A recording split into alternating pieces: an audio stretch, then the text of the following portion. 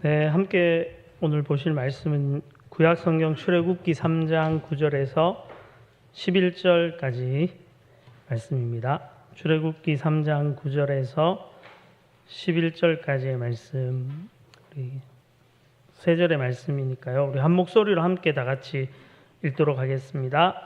이제 가라, 이스라엘 자손의 부르짖음이 내게 달하고 애굽 사람이 그들을 괴롭히는 학대도 내가 보았으니 이제 내가 너를 바로에게 보내어 너에게 내 백성 이스라엘 자손을 애굽에서 인도하여 내게 하리라. 모세가 하나님께 아뢰되 내가 누구이기에 바로에게 가며 이스라엘 자손을 애굽에서 인도하여 내리이까. 아멘. 네, 이 시간에는 우리 부산 초량교회에서 또 사역하시는 김맥 목사님을 모셔서 부르심이라는 제목으로 하나님의 말씀을 듣도록 하겠습니다. 나오실 때 우리 환영의 의미로 박수하도록 하겠습니다.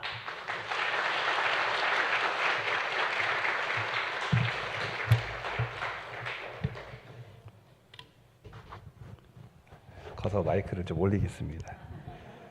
축복합니다. 오늘 이 시간 하나님의 말씀을 통해서 또 하나님의 마음을 깊이 알아가는 은혜가 우리 모두에게 가득하기를 축복합니다. 오늘 처음으로 아멘교회에 와서 예배를 드리는데요. 초청해 주신 우리 담임 목사님과 그리고 모든 성도님들께 감사의 인사를 드리며 말씀을 전하고자 합니다. 먼저 옆에 분들 보시면서 이렇게 인사했으면 좋겠습니다. 사랑하고 축복합니다. 네, 앞뒤로도 인사 한번 하실까요? 사랑합니다. 축복합니다. 네.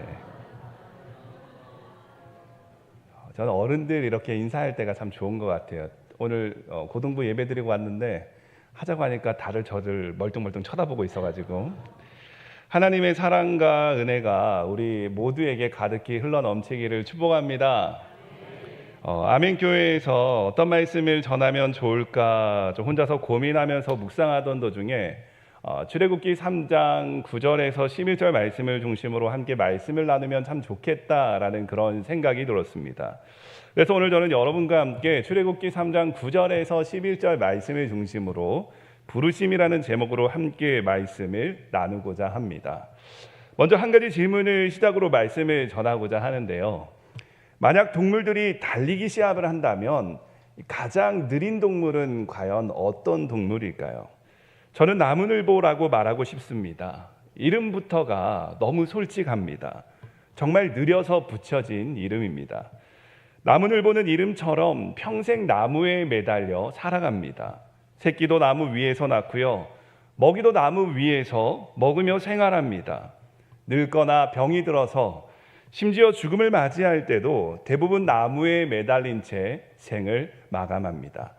그야말로 나무에서 태어나며 나무에서 살아가며 나무에서 생을 마치는 동물이 바로 나무늘보입니다. 그런데 나무늘보의 삶은 그렇게 안전하지는 않습니다. 나무 위에서는 이 독수리 같은 맹금류가 하늘에서 나무늘보를 노리고 있습니다. 조금만 움직임이 눈에 띄기라도 하면 한순간에 공격해오는 아주 무서운 존재들입니다. 그리고 나무늘보는 7일에서 10일 정도 사이를 간격으로 꼭 땅으로 내려갑니다. 왜일까요? 바로 똥을 싸기 위해서입니다. 정확한 이유는 아직 밝혀지지 않았지만 나무늘보는 배설할 때마다 나무에서 내려와 땅에서 볼일을 본다는 것이죠. 하지만 지상에서도 위험하기는 마찬가지입니다. 지상에서는 퓨마나 제규어 같은 빠르고 강한 포식자들이 나무늘보를 노리고 있기 때문입니다. 그렇다면 나무늘보는 어떻게 자신의 몸을 보호할까요? 가만히 들여다보면 나무늘보는 자신을 지킬 만한 그런 무기가 하나도 없습니다. 빠르지도 않고요, 강하지도 않고 날지도 못합니다. 날카로운 발톱도 없고 단단한 갑옷도 없으며 민첩한 몸도 아니에요. 이렇다 할 무기도 방어 수단도 없는 동물이 바로 나무늘보입니다. 그런데 여러분, 놀라운 사실이 무엇인 줄 아십니까? 나무늘보는 그럼에도 불구하고 지금까지 야생에서 살아남았다는 거예요. 우리는 여기서 한 가지 궁금한 게 생깁니다. 도대체 어떻게 살아남았느냐는 것입니다. 그 이유는 바로 느리기 때문이었습니다. 느림 자체가 이 나무늘보의 가장 강력한 생존 전략이 된 것이죠. 퓨마나 독수리 같은 포식자는 빠르게 움직이는 사냥감에 민감하게 반응합니다. 동체 시력이 워낙 좋기 때문에. 그런데 나무늘보는 너무 느리게 움직이기 때문에 오히려 포식자의 시야에서 거의 잡히지를 않는 겁니다. 움직임이 전혀 없다 보니 그 자리에 나무늘보가 있다는 사실조차 알아내지 못하는 그런 경우가 있는 것입니다. 즉 나무늘보의 약점처럼 보였던 이 느린 움직임이 야생에서 오히려 살아남을 수 있는 가장 강력한 이유가 되고 만 것이죠. 여러분, 나무늘보가 살아남는 이 생존 법칙은요, 더욱 느리게였습니다. 저는 오늘 나무늘보를 통해서 사랑하는 우리 모든 분들에게 말씀드리고 싶은 것이 한 가지가 있습니다. 나무늘보는 더욱 느리게라는 자신만의 생존 법칙이 있는 것처럼 우리 하나님께서도 변하지 않는 한 가지 법칙이 있다는 것이죠. 그 법칙이 무엇일까요? 다 함께 따라해 보겠습니다. 하나님은 반드시 사람을 통해 역사하십니다. 그렇습니다. 하나님은요, 반드시 사람을 통해 역사하십니다. 할렐루야. 하나님은 전능하신 분이시라서 굳이 우리 도움 없이도 모든 일을 하실 수 있는 분이십니다. 그럼에도 불구하고 하나님은 사람을 부르시고 사람을 세우시고 사람을 통해서 하나님의 일을 이뤄 가시더라는 것입니다. 그리고 하나님께서 부르시는 그 사람을 우리는요, 사명자라고 부르곤 합니다. 사명자란 쉽게 말해서 하나님께서 맡기신 일을 감당하는 사람이라는 것이죠. 그 하나님께서 맡기신 일이 무엇입니까? 이 땅에서 예수님의 복음을 전하는 것입니다. 하나님은 시대마다 그런 사명자를 부르셨고 그 사명자를 통해서 하나님의 뜻을 이루어 가셨던 것입니다. 그렇다면 하나님께서 부르시는 이 사명자, 하나님께서 사용하시는 이 사명자, 과연 어떤 사람일까요? 하나님은 어떤 사람을 사명자로 부르셔서 그를 통해 일하실까요? 오늘 제가 여러분과 함께 살펴볼 성경 인물은요, 바로 모세입니다. 여러분, 모세는요, 우리가 너무나 잘 알고 있습니다. 모세가 어떤 사람입니까? 모세는 이스라엘의 위대한 지도자였습니다. 하나님은 모세를 통해 애굽의 노예로 있던 이스라엘 백성들을 구원해 내셨습니다. 그렇다면 오늘 여기서 한 가지 물어보자는 거예요. 하나님께서는 왜 모세를 선택하셨느냐는 것입니다. 모세에게는 다른 사람에게 없는 무엇인가의 특별함이 있었던 것일까요? 모세가 도대체 어떤 사람이었기에 하나님께서 모세를 선택하셔서 하나님의 그 위대한 사람으로 사용하셨던 것일까요? 오늘 저는 여러분과 함께 하나님께서 주목하시는 사람이 어떤 사람인지 모세를 통해서 함께 살펴보기를 원합니다. 이 물음에 대한 답을 찾아가면서 오늘 이 나라에 하나님께 귀하게 쓰임받는 우리 모두가 되기를 축복합니다. 출애굽기 3장 9절 말씀을 한 번 더 읽겠습니다. 이제 가라, 이스라엘 자손의 부르짖음이 내게 달하고 애굽 사람이 그들을 괴롭히는 학대도 내가 보았으니. 여러분, 9절 말씀을 보면 하나님께서 이스라엘 자손의 부르짖음이 내게 달했다라고 지금 말씀하고 있습니다. 여러분, 지금 이스라엘 백성들은요, 너무나도 괴롭습니다. 왜냐하면 이스라엘 백성이 애굽의 노예로 힘겹게 살고 있기 때문입니다. 애굽의 총리가 된 요셉의 도움으로 야곱과 그리고 그의 아들들은 애굽의 고센 땅에서 자리를 잡고 살아갑니다. 시간이 흘러 야곱도 죽고 요셉도 그리고 그의 형들도 다 나이가 들어 죽었습니다. 하지만 야곱, 즉 이스라엘의 가족은 아주 무서운 속도로 번성했고 나중에는 민족을 이룰 정도로 그 수가 많아졌습니다. 애굽의 새로운 통치자 바로는 그런 이스라엘 백성들의 모습을 보면서 두려워했습니다. 그대로 두었다가는 언젠가 이 백성들이 반란을 일으킬지도 모른다라고 생각했던 것이죠. 그래서 바로는 이스라엘 백성의 번성을 막기 위해서 그들을 노예로 삼고요, 힘든 노동을 시키는 거예요. 이스라엘 백성은 하루 종일 벽돌을 굴고 무거운 짐을 나르며 강제 노동에 시달려야 했습니다. 잠시라도 쉴 틈 없이 일해야 했고 조금이라도 꾀를 부렸다간, 조금이라도 실수를 했다간 그대로 채찍에 맞아야만 했습니다. 자유를 잃은 채 철저하게 통제받으며 비참한 삶을 살아야만 했던 것입니다. 고센 땅에서 평화롭게 살아가던 이스라엘 백성들은 순식간에 애굽의 노예가 되어서 참 그런 힘든 어려움 속에서 살아가고 있었던 것이죠. 그런데 이때 이스라엘 백성들이 이 힘든 상황 속에서 어떻게 했습니까? 이스라엘 백성이 할 수 있는 것은 하나님께 도와달라고 부르짖는 것이었습니다. 여러분, 성경은 이때 부르짖는다라는 표현으로 자크라는 히브리어 단어를 사용합니다. 이 단어는요, 울부짖다, 부르짖다, 큰 소리로 외치다라는 그런 뜻을 가지고 있어요. 그냥 목소리를 높여서 하나님 앞에 기도했던 것이 아니었습니다. 참을 수 없는 그 고통과 절망 속에서 살려달라고 외치는 절박한 외침이었다라는 것입니다. 이스라엘 백성은 바로 그런 부르짖음으로 하나님께 나아갔던 것이죠.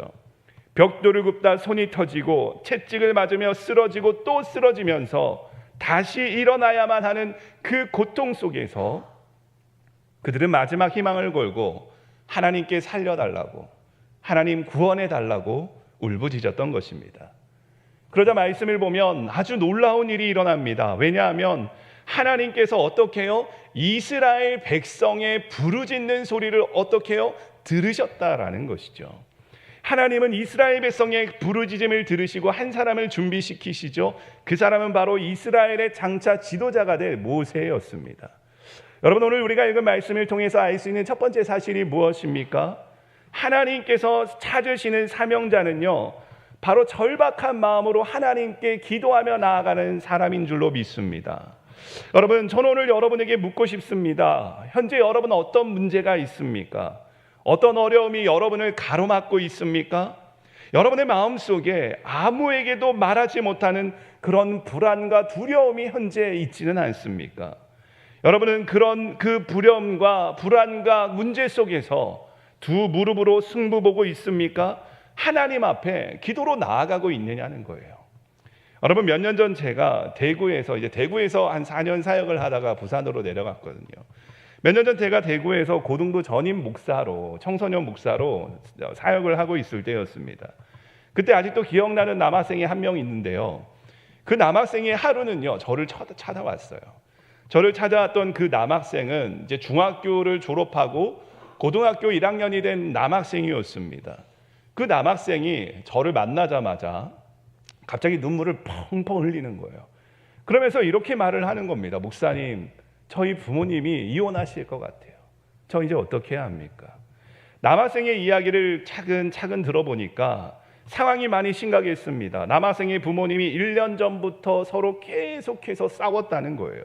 그런데 얼마 전 부모님이 남학생을 부르시더니 이렇게 말을 했다고 합니다.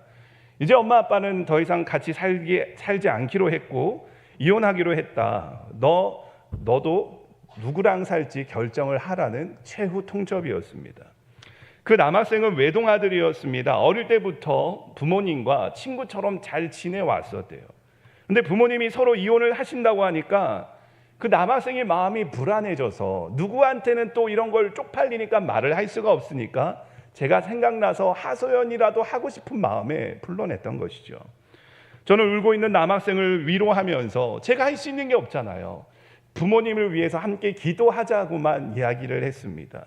그때가 겨울방학이었는데요. 겨울 수련회가 2주 정도 남아 있었어요. 그 남학생은 그때부터 2주 동안 매일 저녁에 교회에 나와서 부모님이 이혼하지 않게 해달라고 기도를 하고 집으로 돌아갔습니다. 2주 뒤에 겨울 수련의 마지막 날 이튿날 저녁 집회 때였습니다. 당시 저는 말씀을 전하고요, 기도회를 인도하고 있었어요. 근데 그때 얘가 어디에 앉아 있었냐면 여기에 딱 앞에 앉아 있었는데 걔가 어떻게 하고 있는지 제가 기도회를 인도하면서 쳐다보니까 그 남학생이 땅바닥에 두 손 있죠. 두 손을 내려치면서 막 울부짖으면서 기도를 하고 있는 거예요. 저는 그 남학생이 왜 저렇게까지 기도하고 있는지를 알고 있으니까, 다른 친구들은 몰라요.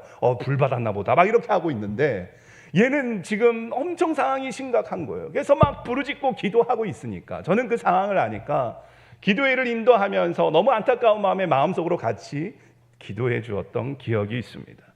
수련회가 끝난 후에 그 남학생이 연락이 왔습니다. 만나서 이야기를 나누는데요, 아주 흥분된 목소리로 저에게 이런 말을 하는 겁니다. 이번 수련회 때 부모님을 위해서 기도하는데 처음으로 놀라운 경험을 했다는 거예요. 기도하는 중에 마음이 뜨거워지면서 내가 네 기도를 들었다, 내가 해결하겠다라는 그 말씀이 마음 깊숙이 전해진 것 같은 그런 느낌이 들었다는 거예요. 너무 또렷하게 와닿아서 이때까지 이런 일이 일어난 적이 한 번도 없었는데 너무 깜짝 놀랐다는 겁니다. 그 후에는 마음이 이상하리만큼 편해졌다라고 말을 하는 겁니다. 예전처럼 두렵지도 않고 하나님께서 부모의 문제를 해결해 주실 거라는 믿음의 확신이 생겼다는 거예요. 여러분, 나중에 어떤 일이 일어났는 줄 아십니까? 놀랍게도 하나님의 그런 강력한 만지심이 있었습니다. 그 남학생의 부모님은 극적으로 화해하고 이혼을 하지 않기로 했던 것이죠. 저는 정말 놀랐어요. 근데 제가 놀랬던 것보다 그 남학생이 더 놀랐습니다. 간절히 부르짖었을 때 하나님께서 응답하신 것을 직접 체험했기 때문입니다. 그 이후 몇 년이 지난 뒤에 그 남학생이 그때 일을 회상하면서 저에게 이렇게 말을 하는 거예요. 목사님, 저는 아직도 그때를 잊을 수가 없습니다. 그때 제가 목사님께 말씀드린 것보다 부모님 사이가 훨씬 더 심각했었거든요. 정말 기적이 일어나지 않으면 부모님의 이혼은 막을 수 없다고 생각했습니다.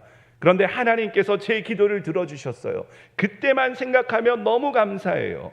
근데 여러분, 여기서 끝이 아니에요. 이제 그 남학생은 그때를 시작으로 한 가지 습관이 생겼어요. 매일 교회에 꼭 들려서 20분씩, 30분씩, 10분씩 꼭 기도를 하고 집으로 돌아가는 겁니다. 심지어 어느 순간부터는 새벽 기도까지 나와요. 나와서 졸다가 가긴 하는데 일주일에 3번 이상 막 나오는 겁니다. 여러분, 제가 말씀드리고 싶은 거는 그거예요. 왜 기도의 기자도 모르던 이 남학생이 왜 이렇게까지 변했을까요? 그 남학생은 알게 된 겁니다. 하나님이 정말로 살아계시고 내 기도를 듣고 계신다라는 사실을 알게 된 것이죠. 여러분, 지금 어떤 문제 앞에 있습니까? 어떤 해결되지 않는 그런 상황 때문에 마음이 눌려 있습니까? 아니면 변하지 않는 상황 때문에 좌절하고 힘들어하고 있지는 않습니까? 우리가 살아가는 삶에는요, 저 또한 마찬가지로 해결되지 않는 그런 문제들이 있습니다. 아무리 내가 애를 써도 노력해도 내 힘으로 풀리지 않는 그런 상황 앞에 설 때가 있다는 것이죠. 그럴 때 우리는요, 어때요? 쉽게 낙심하게 됩니다. 기도해도 변화가 없는 것 같고 시간이 흐르는 것 같고 그냥 그렇게 넘어가는구나 느껴질 때가 있어요. 그런데 여러분, 그럴 때일수록 멈추지 말고 하나님께 나아가야 한다는 것입니다. 어떤 마음으로요? 절박한 마음으로, 간절함을 넘어서서 절박한 마음으로 하나님께 울부짖으며 기도하는 것이죠. 하나님은 그런 우리의 기도에 응답하시는 분이신 줄로 믿습니다. 때로는 말로 다 하지 못하는 탄식이어도 좋아요. 눈물만 흘려도 괜찮습니다. 그 마음 그대로 하나님 앞에 올려드리는 것이죠. 절박한 기도는요, 하나님의 마음을 움직이는 줄로 믿습니다. 하나님은 지금도 살아계셔서 우리의 부르짖음을 들으시는 분이십니다. 때로는 우리가 생각하는 시간보다 더디게 느껴질 수 있지만 하나님은 반드시 그의 때에 가장 선한 방법으로 응답하시는 분이신 줄로 믿습니다. 그러니 오늘 이 시간 다시 한 번 더 주님 앞에 희망을 가지고요, 포기하지 말고 나아가셨으면 좋겠습니다. 이미 기도해 오던 제목이라면 더 간절히 붙들고 기도하는 은혜가 있기를 바랍니다. 처음 기도하는 제목이라면 오늘 이 시간부터 그 문제를 하나님 앞에 올려드리시기를 바랍니다. 그리고 맨 마지막에는요, 이 말을 덧붙이셔야 돼요. 하나님, 제 뜻대로가 아니라 하나님의 뜻대로 인도하여 주시옵소서. 이 절박한 마음으로 하나님께 부르짖어 기도할 때 하나님께서 응답하시는 줄로 믿습니다. 하나님께서 찾으시는 사명자는 자신의 문제를 붙들고 기도할 줄 아는 사람, 무너지는 그 상황 앞에서도 하나님 앞에 무릎 꿇는 사람, 영혼을 위해 울부짖는 사람, 바로 그런 사람이 진짜 사명자입니다. 출애굽기 3장 10절 말씀을 제가 읽겠습니다. 이제 내가 너를 바로에게 보내어 너에게 내 백성 이스라엘 자손을 애굽에서 인도하여 내게 하리라. 여러분, 하나님께서 모세에게 10절 말씀을 보니까 뭐라고 말씀하고 있습니까? 내가 너를 바로에게 보내어 내 백성 이스라엘 자손을 애굽에서 인도할 것이라고 말씀합니다. 여러분, 이게 모세처럼 정말 파란만장한 인생을 산 사람은 없을 것입니다. 먼저 모세는 태어난 지 얼마 지나지 않았을 때 부모에게 버림받았습니다. 그런데 모세의 부모가 이 모세를 버려야만 했던 이유가 있었습니다. 그 이유가 무엇입니까? 애굽의 바로가 이스라엘에서 태어나는 남자 아기들을 다 나일강에 어떻게 해요? 던지라고 했기 때문입니다. 애굽의 통치자 바로는요, 이 폭발적으로 늘어나는 이스라엘 백성들의 그 번성을 막기 위해서 한 가지 무서운 계략을 꾸미는데요, 이스라엘 남자 아기들을 다 나일강에 던져 죽여버리려고 했던 것이죠. 모세는 나일강에서 죽어버릴 그런 운명이었습니다, 원래대로라면. 하지만 모세의 삶은 거기서 끝이 아니었습니다. 모세는 바로의 딸인 애굽의 공주에게 극적으로 발견되었으며 그로 인해 공주의 양자가 되어서 하루아침에 죽을 운명에서 애굽의 왕자가 되었습니다. 성경을 계속해서 읽어보면, 맥락을 보면 모세는 자신이 애굽의 왕자가 되었어도 뿌리는 잊지 않았음을 알 수가 있습니다. 모세는 자신의 민족인 이스라엘을 돌아보려고 마음먹었습니다. 하지만 모세의 결심은요, 어떤 일로 인해서 산산조각 나고 말았습니다. 이스라엘 백성을 학대하는 애굽 사람을 모세가 어떻게 했습니까? 쳐 죽였던 것이죠. 모세는 살인을 감추려고 했지만 이 살인이 들통났다는 것을 알고 바로의 눈을 피해서 도망쳤습니다. 그리고 모세는 미디안에서 머물게 되죠. 그곳에서 아내도 만나 결혼도 하고 아이도 낳고 40년을 양을 치는 목자로 살아갑니다. 40년 동안 애굽의 왕자로 살아왔던 모세가 이제는 평범한 양을 치는 그런 목자가 되어서 40년을 살아왔던 것이죠. 그리고 모세가 80살이 되었을 때 오늘 이 말씀을 보면 하나님께서 나타나신 것입니다. 모세는 드디어 80년 만에 처음으로 살아계신 하나님을 만나게 된 것이죠. 오늘 말씀을 통해서 우리가 알 수 있는 두 번째 사실이 무엇입니까? 여러분, 사명자는 바로 하나님과의 만남에서부터 시작된다는 것을 기억해야 합니다. 다시 말해서 여러분, 이 말이 무슨 말이냐고 하면, 하나님이 찾으시고 사용하시는 사람, 하나님께서 그 사람을 통해 일하시는 그 사람을 보면 하나님과의 만남을 가장 우선순위로 두고 살아가는 사람이라는 것이죠. 여러분, 모세는 80년을 살면서도 한 번도 하나님을 직접 만나본 적이 없었습니다. 자신이 누구인지, 왜 이 땅에 존재하는지, 무엇을 위해 살아야 하는지 모른 채 살아왔어요. 물론 모세는 이스라엘 민족을 위해 뭔가 해보려는 의지도 있었습니다. 하지만 하나님 없이 자기 방법과 생각으로 움직였을 때 결과는 실패였습니다. 그 후로 그는 아무것도 하지 않았고 그저 광야에서 양을 치며 인생을 정리해 가고 있었습니다. 그런데 그때 하나님이 찾아오신 거예요. 호렙산 떨기나무 불꽃 가운데에서 모세를 부르신 것입니다. 모세는 깜짝 놀랐습니다. 타오르는데도 꺼지지 않는 떨기나무를 통해 하나님께서 말씀하셨기 때문입니다. 그리고 그 자리에서 모세는요, 하나님을 인격적으로 만났어요. 하나님의 음성을 들었다라는 것이죠. 하나님께서 자신을 아시고 자신의 민족의 고통도 아시며 바로 자신을 통해서 그들을 구원하시겠다는 그 말씀을 모세는 들은 것입니다. 사명은 여기서부터 시작된다는 것입니다. 하나님과의 관계에서, 하나님과의 만남에서부터 시작된다라는 것이죠. 여러분, 제가 청소년 사역을 좀 꽤 오래 해왔는데요, 또 기억나는, 오늘은 이제 교사 나중에 세미나가 있으니까 좀 청소년 얘기를 몇 개 하겠습니다. 청소년 사역을 하면서 기억에 남는 남학생이 한 명이 있는데요, 그 남학생은 고등부에서 3년 동안 수련회와 고등부 행사를 단 한 번도 참석하지 않고 예배만 왔다 갔다 하는 그런 학생이었습니다. 제가 수련회를 참석하자고 이렇게 고등부 목사니까 가서 이렇게 권면을 하면 뭐라고 얘기를 하냐고 하면, 저는 수련회까지 참석해야 할 이유를 모르겠어요. 얼마나 얄미운지 모르겠어요. 그런데 졸업을 앞둔 고3 2학기 때 얘가 어떤 마음인지는 모르겠는데 제자 훈련에 참석을 한다는 거예요. 저의 우려와는 다르게 그 남학생은 한 번의 결석도 없이 적극적으로 제자 훈련에 참석을 했습니다. 제자 훈련을 한 지 1개월 정도가 지났을 때 제자 훈련을 한 뒤 변화된 내 모습에 대해서 서로 나누고 있었는데, 그 남학생의 차례가 돌아왔는데 또 아주 놀라운 말을 하는 거예요. 그 학생이 자기가 이번에 이상한 경험을 했다는 거예요. 그게 뭐냐고 하면 그 당시가 코로나19가 좀 심할 때였습니다. 그래서 고3들이, 저도 그때 코로나19가 심할 때 대구에 있었어요. 고3들이 다 백신을 맞아야 했어요. 백신을 안 맞으면 수능을 칠 수가 없는 것이죠. 근데 백신을 맞기 전날 학교를 마치고 집으로 돌아왔는데 뉴스를 봤다는 거예요. TV를 켰는데 하필 본 뉴스가 백신을 맞고 죽은 사람들이 많이 있다는 그런 뉴스 영상을 보게 된 것입니다. 그 남학생이 그 뉴스를 보고 마음에 덜컥 겁이 났대요. 백신을 내일 이제 맞아야 되는데 혹시 나도 맞고 죽는 거 아닐까? 정말 현실적인 문제잖아요. 죽는 거 아닐까? 막 이런 두려움이 몰려왔다는 것입니다. 마음이 너무 무거워서 그 친구가 어떻게 했냐고 하면 내일 백신을 맞고 죽지 않게 해달라고, 태어나서 처음으로 19년 인생 처음으로 하나님 앞에 자기가 의지를 들여서 기도라는 걸 처음으로 해봤대요.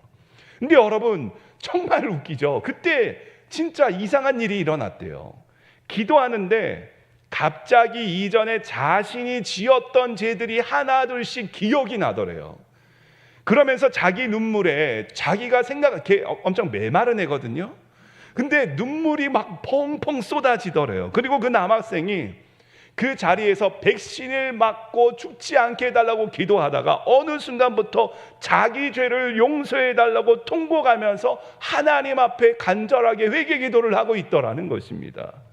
그렇게 간절히 울면서 죄를 용서해달라고 회개 기도를 계속 하는데 어느 순간부터 마음의 두려움이 사라지고 막 기쁨과 평안이 몰려오더래요.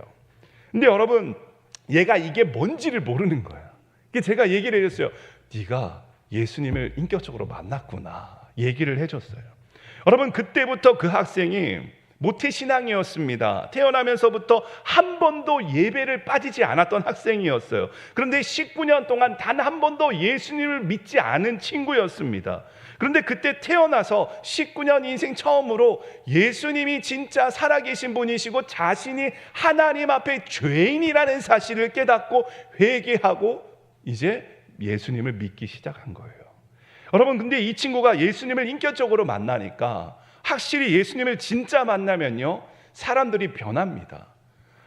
어른 예배 나오란 말도 안 했는데요 스스로 나와요. 금요철학은 어떻고요? 금요철학까지 나와서 예배 드리는 거예요. 여러분, 기도에도 나옵니다. 왜 그렇게 되었습니까? 자기가 만난 예수님을 부인할 수가 없게 된 거예요. 자기가 체험한 그 예수님을요 이제 부인할 수가 없게 된 믿음을 가지게 된 것입니다. 여러분, 그 남학생은 처음에는 백신 맞기 전날 무서워서 드린 기도였지만 그 기도를 통해 하나님을 만났고, 근데 여기서 중요한 것은 그 만남이 끝이 아니라 시작이었다라는 것이죠. 그 남학생은 그 이후부터 지금까지 계속해서 신앙생활을 잘 해오고 있어요. 여러분, 제가 말씀드리고 싶은 것이 무엇이냐고 하면 하나님과의 만남은요 지속적인 만남이어야 한다는 것입니다. 한번 불 붙었다가 식어버리는 것이 아니라 매일 그분 앞에 나아가고 말씀 앞에 서고 기도의 자리를 지키는 관계라는 것입니다. 진짜 사명자는 어떤 사람입니까? 매일 하나님과 인격적인 교제를 하는 사람인 줄로 믿습니다. 한때 하나님을 경험했다고 자랑만 하는 것이 아니라 지금도 그 하나님을 만나기를 간절히 사모하며 기대하며 나아가는 사람이라는 것이죠. 여러분, 저는 오늘 여러분 앞에 이 말씀 앞에서 우리 스스로에게 이런 질문을 했으면 좋겠습니다. 여러분, 우리에게는요 하나님을 만나고자 하는 그런 절박함이 있느냐는 거예요. 하나님을 만나고자 하는 그런 절박한 마음, 간절한 마음이 오늘 이 말씀 앞에 우리 스스로를 돌아보자는 것입니다. 오늘 하나님과의 관계가 나에게 가장 우선순위가 되고 있습니까? 그래서 매일 기도의 자리를 지키기 위해 졸린 눈을 비비면서 새벽의 자리에 나아가고 있느냐는 것이죠. 교회에서 드리는 그 예배를 드리기 위해서, 왜?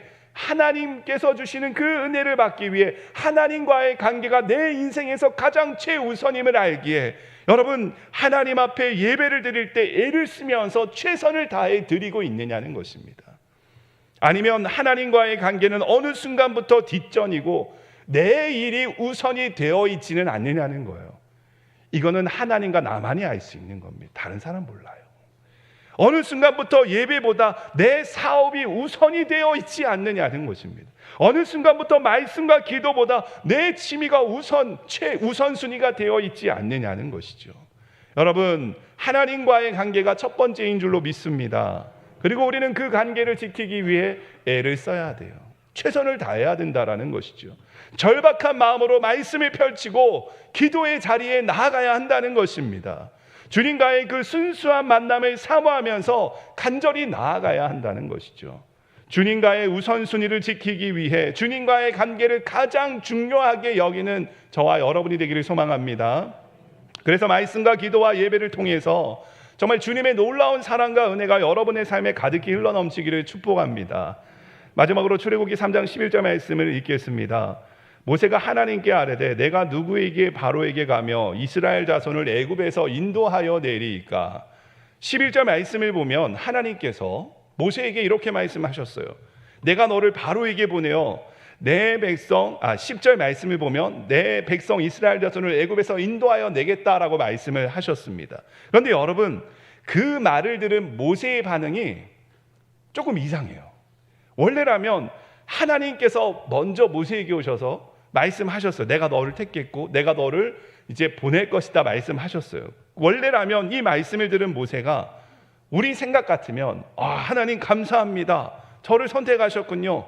제가 가겠습니다 라고 말해야 하는 게 정상 같은데 오히려 모세의 반응을 보니까 정반대의 반응을 보이고 있습니다. 그렇다면 모세는 어떻게 반응합니까?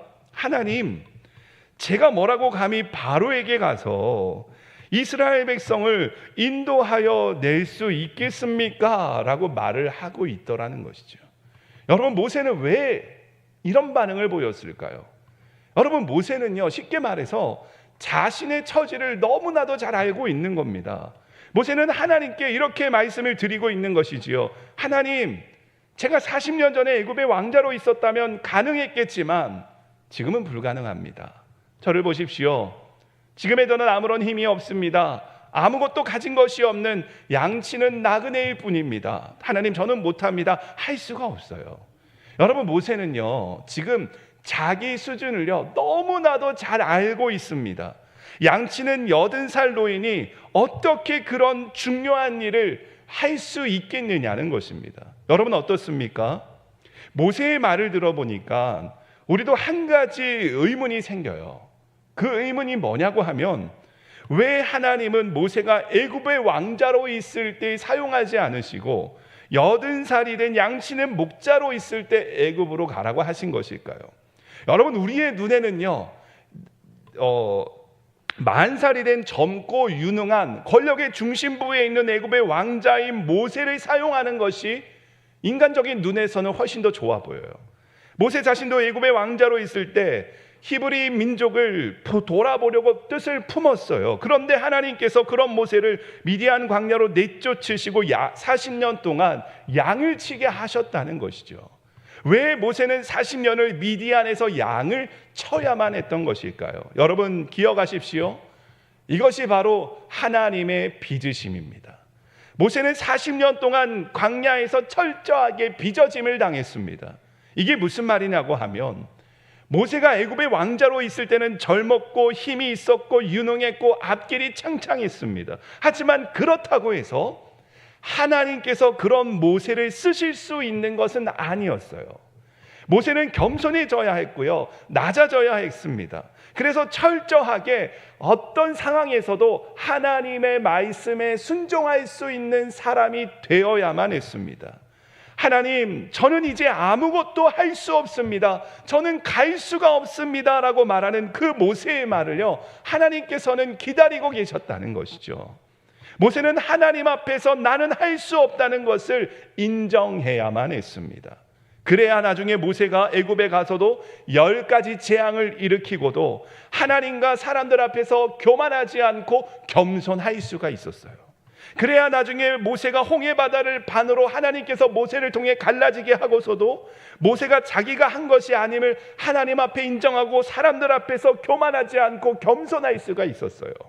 그래야 나중에 모세가 구름 기둥 불 기둥을 불러오고서도 하나님과 사람 앞에서 교만하지 않고 겸손할 수가 있었습니다. 여러분, 말씀을 통해 오늘 우리가 알 수 있는 세 번째 사실이 무엇입니까?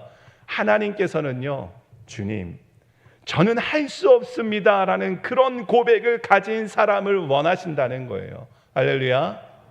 자기 실력을 내세우는 사람이 아니라 자기의 약함을 하나님 앞에 드러낼 줄 아는 사람, 그래서 하나님의 도우심을 구하는 사람, 그런 사람을 하나님께서 기뻐하신다는 거예요. 왜냐하면 하나님께서는요, 내가 할 수 있다라는 사람을 사용하지 않으시고 그런 사람을 통해 일하지 않으시고, 하나님, 저는 연약해서 할 수가 없지만 하나님이 하실 수 있으십니다라고 고백하는 그런 사람들을 통해서 일하시기 때문입니다. 사명은요, 내 능력으로 감당하는 게 아니에요. 주님의 일은요, 내 능력으로 감당하는 게 아닙니다. 영혼을 품는다는 것은요, 내 힘으로 할 수 있는 게 아닙니다. 하나님 앞에 무릎 꿇고 하나님을 의지하는 사람만이 그 사명을 감당할 수가 있다는 것이죠. 사명자의 시작은요, 주님, 저는 할 수가 없습니다 라는 고백에서부터 시작된다는 것입니다. 저는 오늘 여러분이 주님 앞에, 주님, 저는 할 수가 없습니다. 주님, 저는 너무나도 연약한 죄인입니다. 주님, 저와 함께하여 주시옵소서라고 고백하는 그 은혜가 여러분과 저에게 있기를 축복합니다. 세상 앞에서는 담대하게 살지만 하나님 앞에서는 한없이 낮아지는 은혜가 있기를 바랍니다. 마지막으로 이 한 가지 이야기를 드리며 말씀을 마무리하려고 합니다. 며칠 전 한 권사님이 저에게 기도 부탁을 하셨어요. 제가 담당하고 있는 교구 권사님이셨는데, 이 권사님의 시아버지께서 넘어지셨는데 고관절이 골절이 되어서 병원에 입원하셨고 수술을 기다리는 중이라고 하셨습니다. 그런데 갑자기 폐에 물이 차기 시작하면서 이어서 뇌경색이 와서 급성으로 혈관 확장 수술까지 받으셨다고 합니다.